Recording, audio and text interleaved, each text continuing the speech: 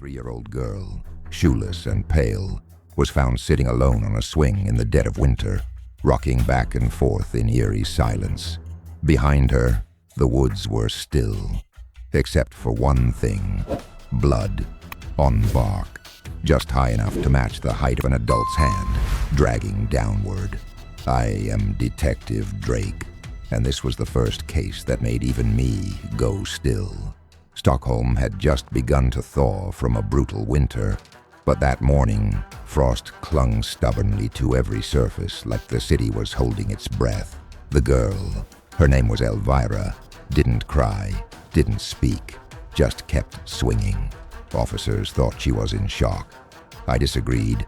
There was a rhythm to it, a pace, almost like she was counting.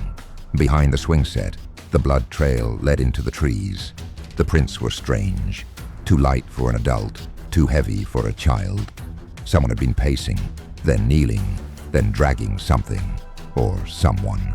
I followed it. 10 minutes in, I found the first sign, a locket.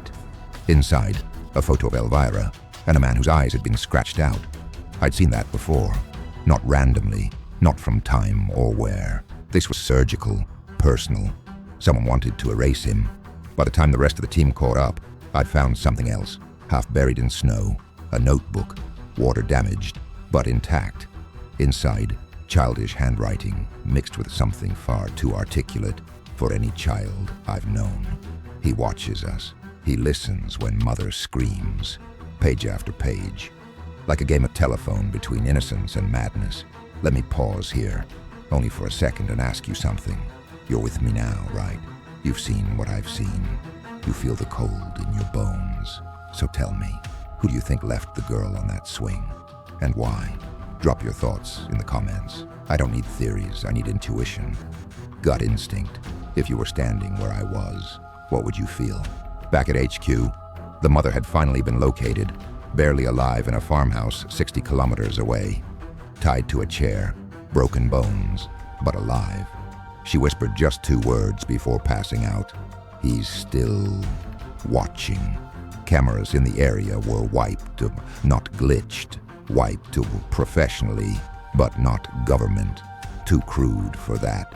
We were dealing with someone precise, but not official. Someone who studied human behavior, who could manipulate, maybe even condition, a child to behave calmly in chaos. A profiler on our team called him the gardener. Said he plants fear like seeds and waters it until the mind blooms into silence. That phrase stuck with me. I've used it since. 3 days later, Elvira began to speak. One sentence, over and over. He made us play hide and seek, but no one ever found Mommy. That's when I knew. This wasn't the first time. I reopened 2 cases that had gone cold years earlier. Different towns, different victims, same pattern. Children found safe, parents mutilated. And in each case, the children drew the same image. A faceless man holding a stopwatch. Now you see why this case still haunts Sweden. We found him, or rather, he let himself be found, sitting outside a library, holding a children's book, calm, clean, wearing a watch with no hands. He smiled at me and said, "You finally caught up. Took you long enough, Drake." It was personal. He'd been watching me too. The arrest was quiet, but inside the van he whispered something only I heard.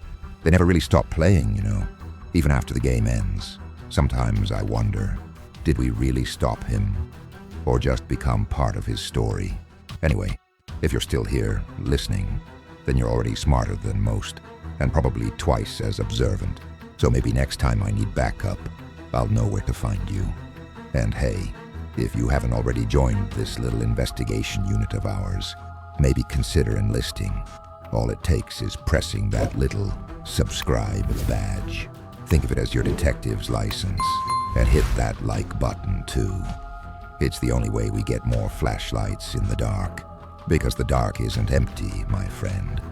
It's full of things waiting to be seen. Until next time, stay sharp.